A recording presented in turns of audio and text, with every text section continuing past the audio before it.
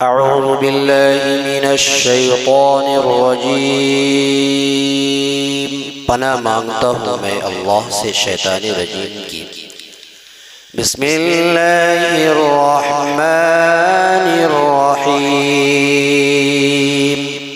شروع اللہ کے نام سے جو بڑا مہربان نہایت رحم والا ہے۔ کان الناس امۃ واحدہ، پہلے لوگ ایک ہی امت تھے۔ فبعث اللہ النبیین ومبشرین ومنذرین، تو اللہ تبارک و تعالیٰ نے نبیوں کو بھیجا جو حق پر رہنے والوں کو خوشخبری سناتے تھے اور باطل پر رہنے والوں کو ڈراتے تھے۔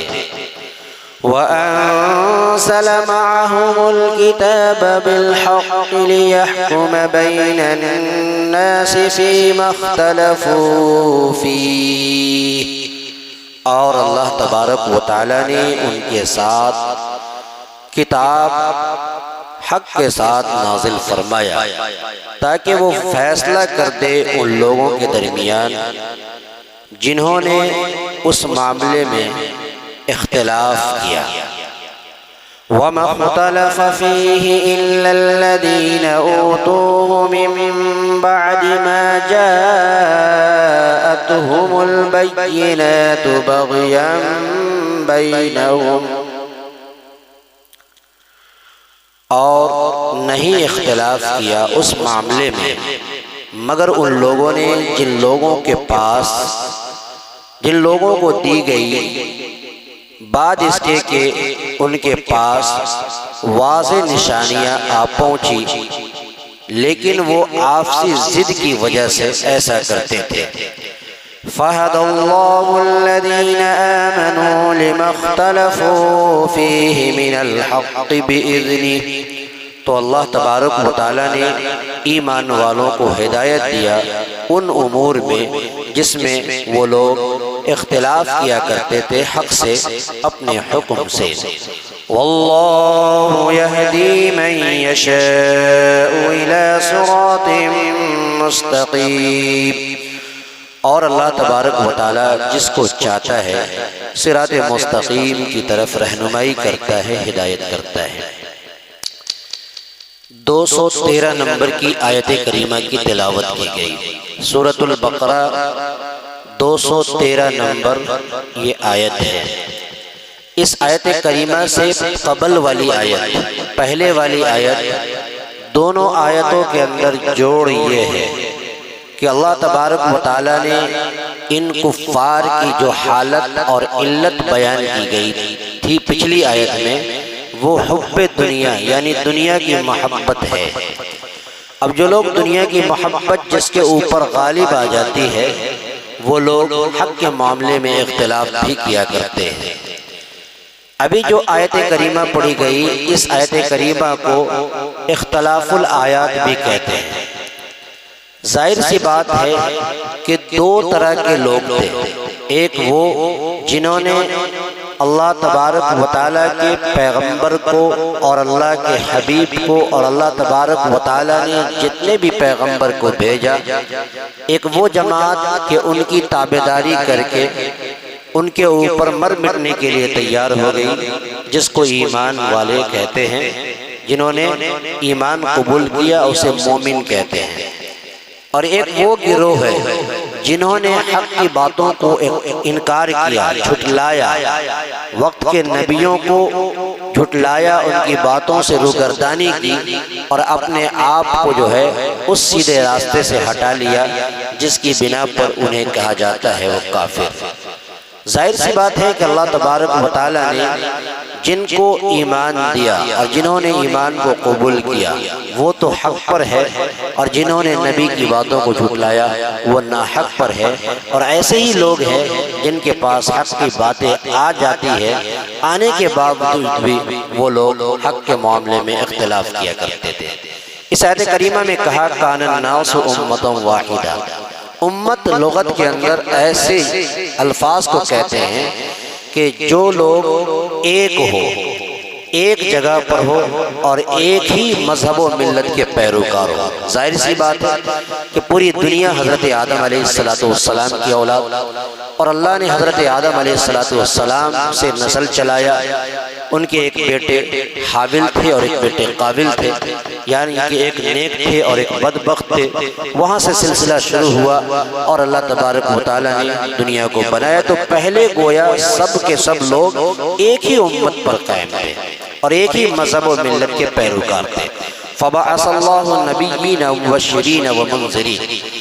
جب ان لوگوں نے اختلاف کرنا آپس میں شروع کر دیا تو اللہ نے نبیوں کا سلسلہ شروع کیا اور نبی کو بھیجنا شروع کیا۔ جو لوگ آپس میں اختلاف کیا کرتے تھے ان کو ڈراتے تھے یہ نبی علیہ السلام، اور جو لوگ حق پر تھے، حق کے پیروکار تھے، ان کو خوشخبری سناتے تھے۔ فبعث اللہ النبیین، تو اللہ نے نبیوں کو بھیجا، مبشرین، جو حق پر رہنے والوں کو خوشخبری سناتے تھے، ومنذرین، اور رائے حق سے بھٹکنے والوں کو، باطل لوگوں کو جو ہے ڈرایا کرتے تھے۔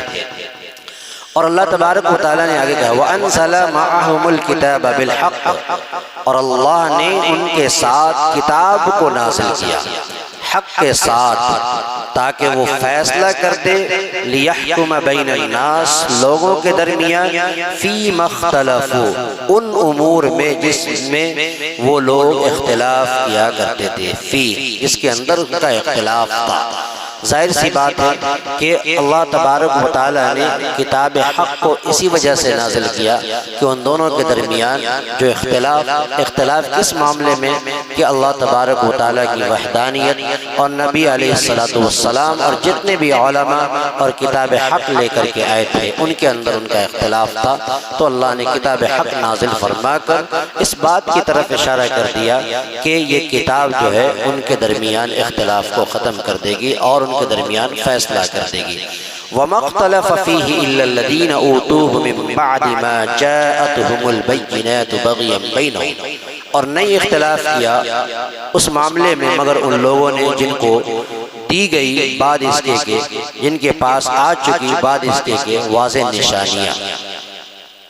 نشانیاں آنے کے باوجود بھی ان لوگوں نے اختلاف کرنا شروع کیا، اور جبکہ ان کا دل اس بات کو جاننے کے لیے تیار تھے اور جانتے تھے وہ لوگ کہ حق کیا ہے باطل کیا ہے اور حق کسے کہتے ہیں باطل کسے کہتے ہیں، اس کے باوجود بھی قرآن نے کہا بغیم بینہم، کہ آپس کی ہٹ دھرمی کی وجہ سے، ضد کی وجہ سے، سرکش ہونے کی وجہ سے آپس میں اختلاف کیا کرتے تھے۔